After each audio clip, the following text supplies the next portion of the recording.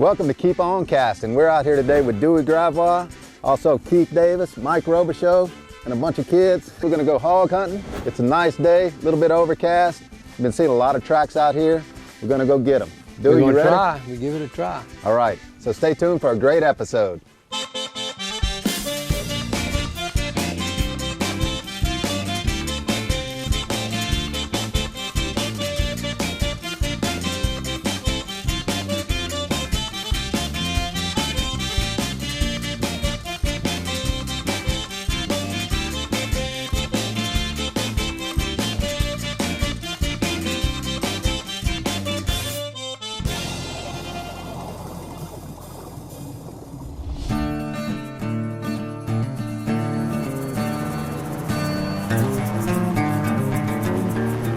So Dewey asked us to come hog hunting this weekend, and it's just fun family time coming out here. We had little Bo, Josh had his little boy, and Dr. Mike had his grandson, James.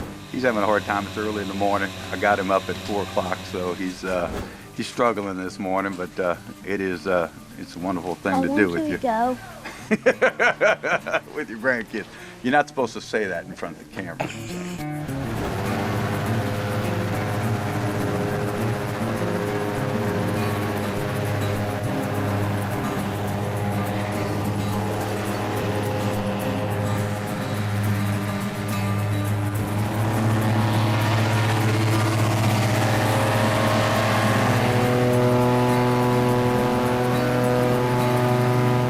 So the morning started out with a bang. We got one airboat stuck, got another one stuck. We're jumping out, pushing and pulling on the front. It's like a CrossFit workout from hell. Pull for a long time, push. All right.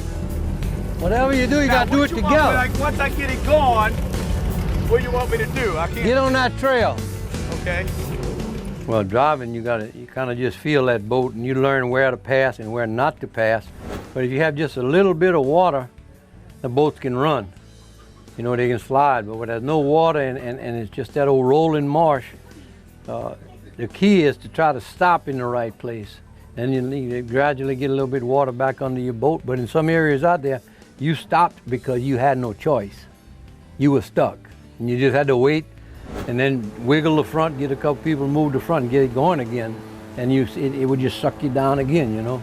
Once you could build up some momentum and keep going, but you can't just go because you got to keep up with the dogs and get up on them. So it's not a matter of just going. You're trying to go and accomplish your goal or get to something. So you have to be careful what you're doing and you get stuck. That's probably the worst marsh to run in all of Louisiana right there. It's terrible. And then hard back the other way so we can all get good out, Doc. The water table under the whole marsh was up and it makes it just like a water bed.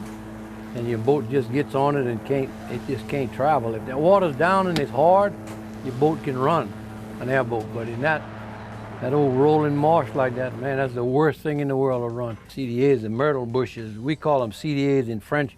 It's a myrtle bush, it's a tree that grows out in the marsh. And it's good cover for animals, part of the vegetation out there, and it makes it, but if you can get on top of them, you can run it better than none. But there's just times you just struggle and it's just hard, and today was one of those days, and we were fortunate enough that we didn't tear up any boats, because you stay in those engines that hard, running them hard like that, that's when you tear them up. And I wasn't willing to do that any more than we did. Hey, Doc, you don't have any spray? No. Man, look, this is the easy spot. Oh, this is easy. Yeah. I was saying, this is, well, that's why we may just want to leave it and just jump in the other airboat. I mean, we can put everybody in the other airboat. If you can, we need to, because out there, it's worse than this. It's just hard run. This is the worst place to run. And today, it's just dry and sticky. Today's a rough day in the marsh. Airboat's having problems getting started, real sticky, and this boat doesn't have a sprayer. It can't spray any soap to help it slide, so having problems. We're gonna have to leave it here, or we'll spend all day fighting with it. This is some really bad marsh to run. That grass is dry, it's sticky, and we're gonna struggle with it all day. So best thing to do is just leave it, and we'll try to make it with 2 boats.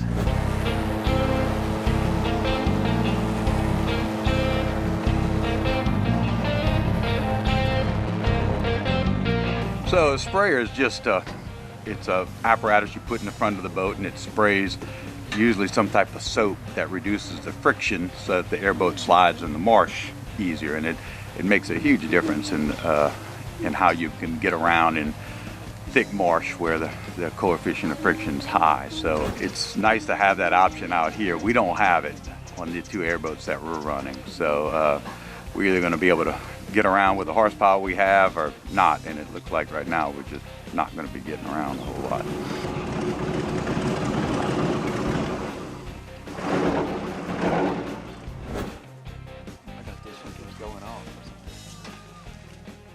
The first hog we got on, we cast the dogs out in an area we knew they had some signs, and the dog bayed the hog about 200 yards from the boat, and we just could not get to that hog. We could keep getting stuck, we'd get stuck, and the dog stayed with him, and then the hog broke, and he ended up running about 900 yards before we were able to catch up with him.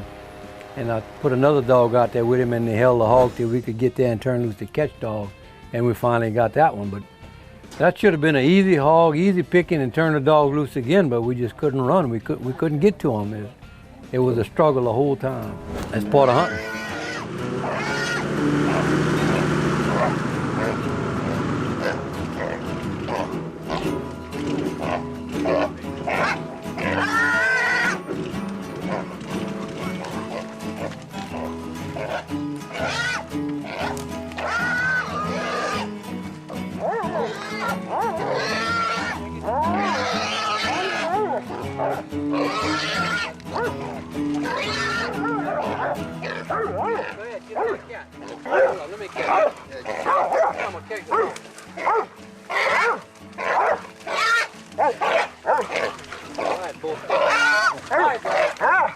Right close to that.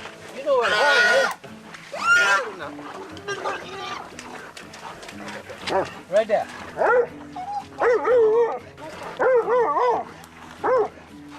Alright, so we're gonna need that leash.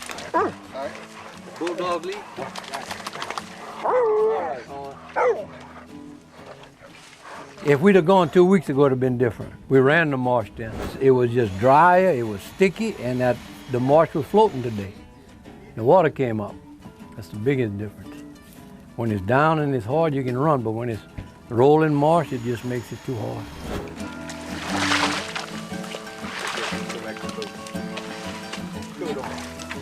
So it's been since 7 o'clock this morning. It's rough. The marsh is really sticky today. We better off running through the CDA trees. The dogs finally got on a hog, trailed it around here. Dewey and we both got to it, Doc and Mike, and the dogs had it bayed. We got up there. Dewey wanted me to stick it. He said, "Not in the shoulder, in the heart, boy."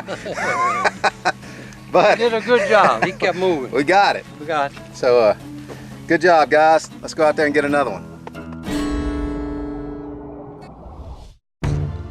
You know Grafton Dermatology as one of Louisiana's premier skincare and skin cancer treatment centers. Grafton Dermatology will bring your beautiful body to its healthy fullest. Grafton Dermatology provides advanced treatment for all skin conditions, repairing, healing, enhancing. Grafton Dermatology, defining healthier skin and beautiful bodies for over 15 years. In times of catastrophic events, it's good to know that the team of professionals handling environmental cleanup are also faces that we know. They know us. In times of disaster, the team at ES&H is second to none when it comes to quickly cleaning our environment. When you need the right response, right now. Isn't it good to know that those involved in the cleanup also live right here in our backyard? We all have a vested interest. ES&H, cleaning up so that we all can enjoy what nature has to offer. Keep On Casting is sponsored by the Prop Shop. We are more than just props. Abu Garcia, built for life. Pin, let the battle begin.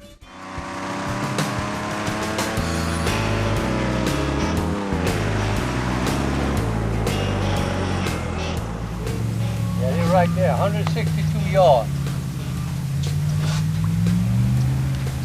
That's a long way. Yeah. We can get in there. Not any worse than where we were. The hog population down here has just exploded. We've seen more hogs in the past 10 to 15 years than we've ever seen down here. And they do some unbelievable damage. You can see where they go through the marsh and root it up. It looked like somebody came through there with a tractor. Yeah, well, we usually ride around and try to find some fresh hog signs where they've been rooting the night before. You can see where they kind of roll up that mud, and you can see it's fresh sometimes, and you can turn your dog loose. They usually can take a track. That's what we did on the first hog we caught. We saw some sign and we let go. It wasn't long they had a hog there, but there's not as many hogs as there used to be out in that marsh because we didn't see a lot of signs today, except where we started, and I just didn't want to go back there. So the second hog was deep into some thick myrtles. We had trouble running the airboat out there. We finally got close. We knew the dogs were bayed. We could hear the pigs squealing. We couldn't quite get to them, so we all jumped out. I was crawling through the marsh myself. Every second step you take, you'd go through up to your hip. I'd get down and I'd crawl and I'd get out, and then I'd go a little bit further, get down, crawl and get out. Finally, we made it to the hog.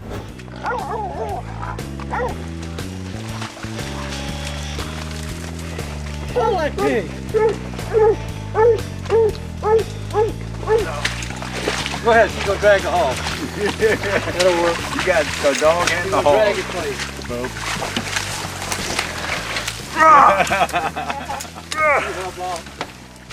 Today didn't turn out exactly like we thought it would. I've been feeding some pigs out there, and we had them pretty well located, but for some reason the water was up high and the marsh was really hard to run. And we did manage to get the dogs out and get us a couple of pigs, but it wasn't what we expected. You take what you can get, and we were thankful for that. We're sitting there and Dewey goes, "You know where the airboat is?" And we're like, "Back there," because Dewey had left his airboat when we got out. Dewey and Little Bo said they were gonna walk to it. Well, they take off walking. It wasn't 20 seconds in there, out of sight. So finally we got Gary to launch his drone. He got it up in the sky, a couple of 100 feet, flew it around. Finally, he was able to find the boat, and he hovered above it. And we just cranked up the boat and went almost straight to it. You leave an airboat and CDAs over your head and you go back and try to find it, it's not a simple thing to do. So the drone helped us out, made it easier. We'd eventually track back and got it because I was following my tracking machine, but that drone certainly helped. This is a ticket stub. You'd normally toss it out, but not today. Today, you're in Louisiana. Today, you took a face-flattening, high-octane airboat through the marsh and ended up back in the time of dinosaurs. Today, you savored seafood that hadn't crossed state lines. Today, you danced till your soul felt good and your souls ached. That ticket stub, you tuck it away as a reminder, because today, you're in Louisiana.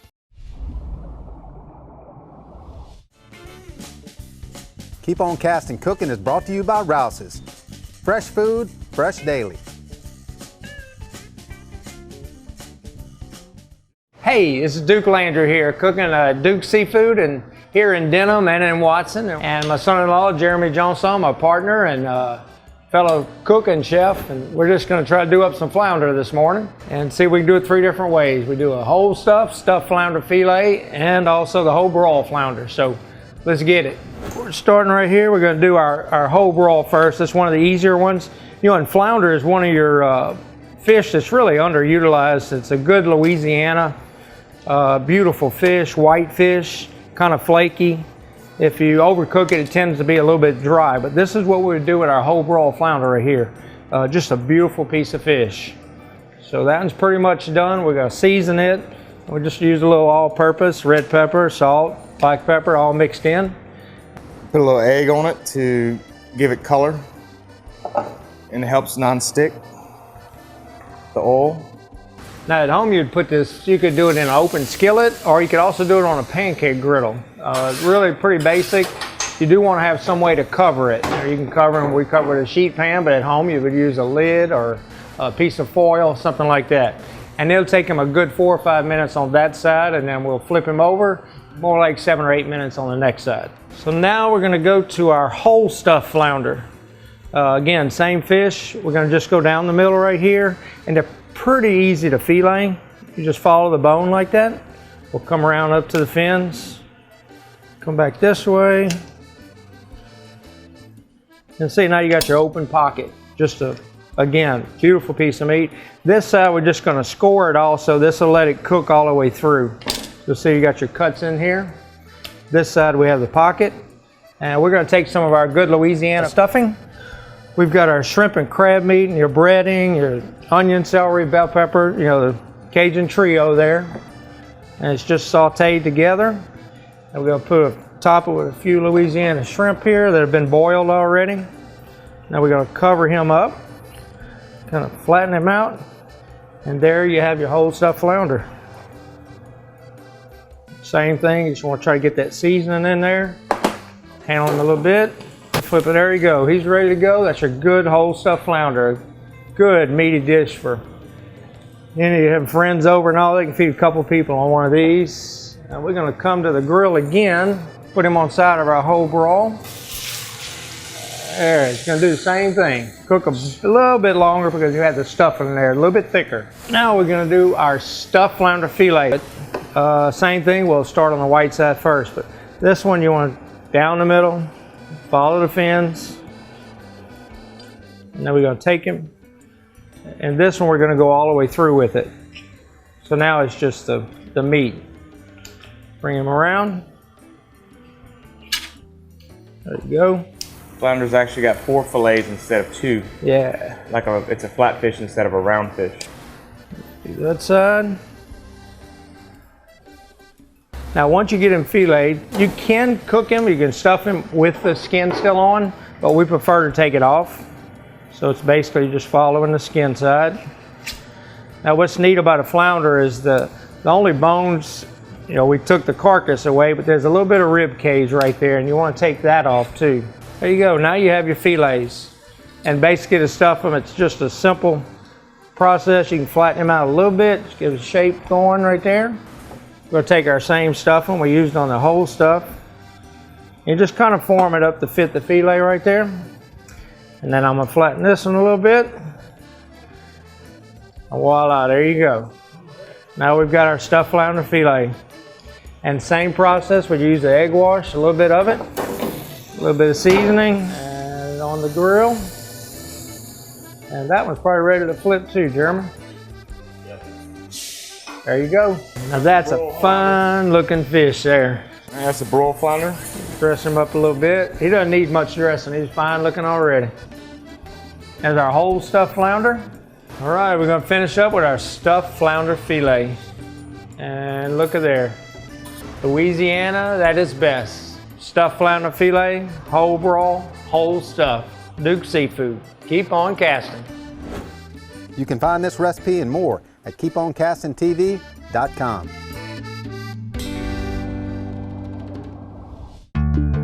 Living in the South, we all love our outdoor activities. Most skin cancers are caused by too much exposure to the sun. Also try to avoid direct sunlight between 10 a.m. and 2 p.m. Remember to wear protective clothing and cover your head. Using sunscreen with an SPF above 15 with reapplication every 3 to 4 hours can do wonders.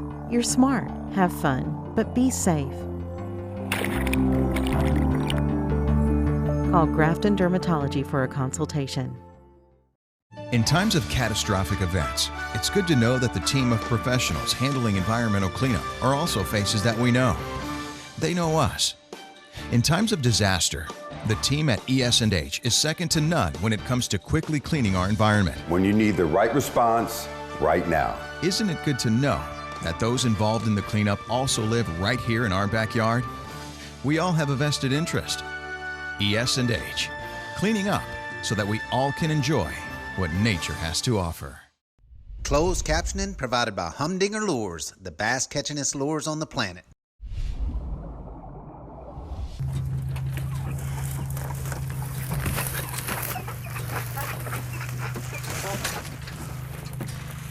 We got 2 nice hogs out here, and when you're out in the field, a lot of times you're gonna have to pack these animals out, get them out. Keith's gonna show you how to field dress these, quarter them, makes it really easy. This is kind of taking a page out of the Western hunters thing when you gotta pack an animal out of the woods. So this is my kill kit, same thing I bring with me when I'm hunting in the mountains. But basically what it has is, I've got gloves to keep my hands a little clean when I'm cleaning it. My knife is in there as well, and I'll get to that in a second. And then game bag wise, if this was a a big animal in the woods. In the mountains you'd have 4 or 5 of these, but one hog will fit inside of there. And then to try to keep things a little clean, basically it's just a piece of Tyvek. So that'll be like our table that we can work on. So we'll take a piece of meat off of the animal, lay it on the Tyvek, work on it, consolidate it all together, and then put it into the game bag.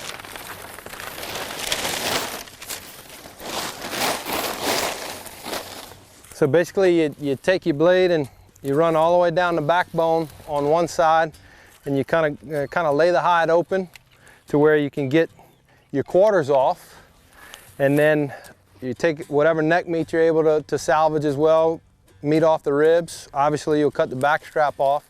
You lay all that out, and then once you finish, you flap the hide over to where you try to keep the rest of it clean, flip the hog over, repeat it on the other side.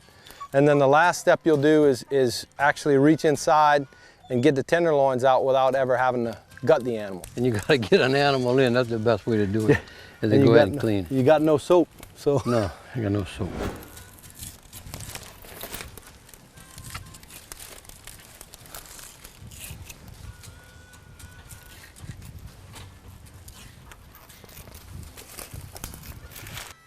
So your basic drop point design, and then to me the other big benefit you get is a knife with a lot of belly.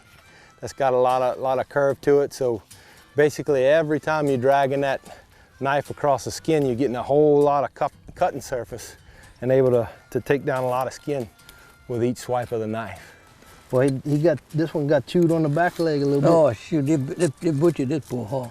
It's all good. There's a big misconception about hog meat not being good, wild hog, but oh, my wife makes the best spaghetti and meatballs. I also like the loin. We make fajitas with the loins, ground meat. She cooks with that all year. If we ever catch a hog that's kind of skinny and poor, we don't even mess with it. You see this one, Bo? You see where that knife went? If you look right in here, you're gonna see that heart cut right in two. All right, I got him the second time. Get up, look at that. Well, sometimes you're not gonna get a second chance. Yeah, it was interesting to see Keith Davis out there, to have him show us how to pack that meat up. It really made it easy to do. So if you're ever way out, away from the truck or away from the airboat or your boat, and you need to pack it out, that's the way to do it. So you want to kind of feel for the ridges of the spine, and you're just going to run your knife right on the inside edge of them and take it all the way down to where the ribs are coming off the body underneath. And let's flip it over here, Keith. Get it. Man, it's still coming. There you go. Okay, so obviously it's a bit of a challenge trying to keep your meat clean when you're out in the field. So basically what you're going to want to do is unhook the hide completely, and then at that point you're able to fold it down and expose the ham, expose your front quarter, and the back straps as well.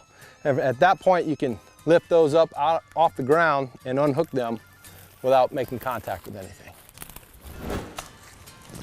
There's a whole lot. Yep. Let me hold it. Oh, okay. It's a good year, but yeah, we did good. Everybody said next year will be worse. Yeah. Did y'all get everything planted? Or? No, we didn't plant 100 acres. We didn't harvest 50 acres.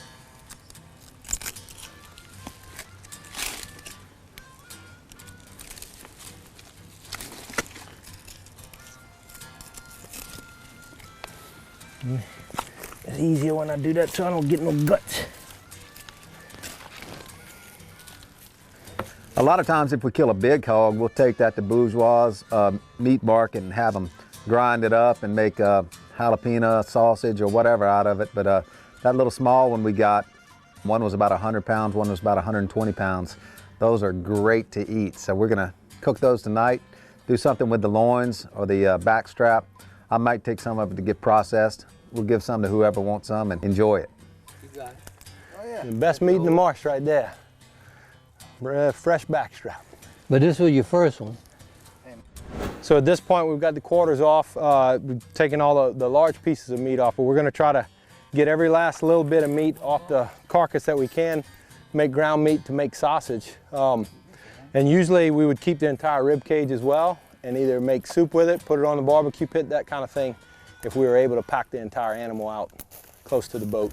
So we got the back straps off, and in this section here where it's just these little short ribs on the inside is the tenderloin, which is the most succulent piece of meat off of the animal. And typically you'd have to gut the entire animal to get to them. But when you do this, some people call this the gutless method. Basically what you do is just cut that membrane and get your hand inside. And for the most part, you can unhook that muscle group with your hands, and then at most have to stick your knife in just to unhook it on this back end.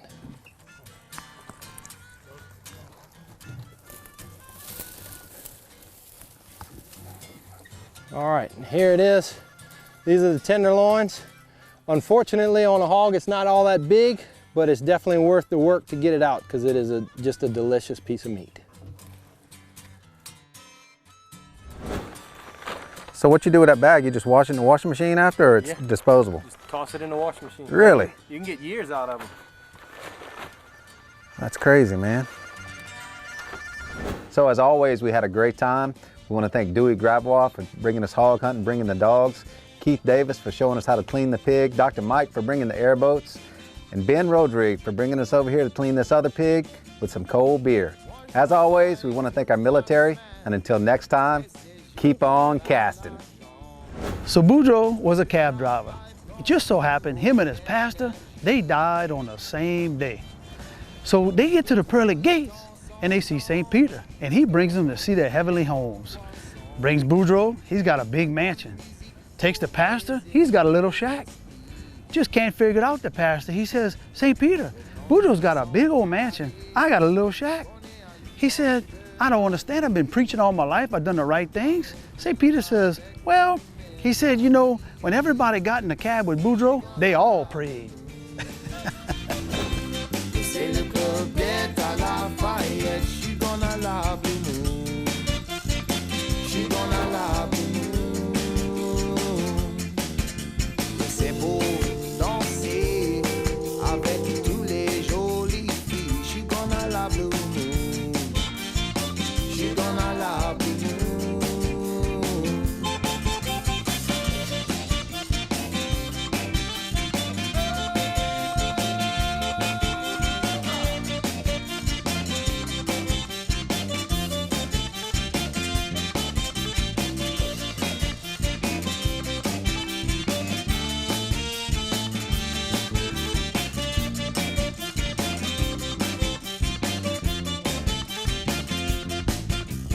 Danse avec les filles, oui c'est juste pour ma mise.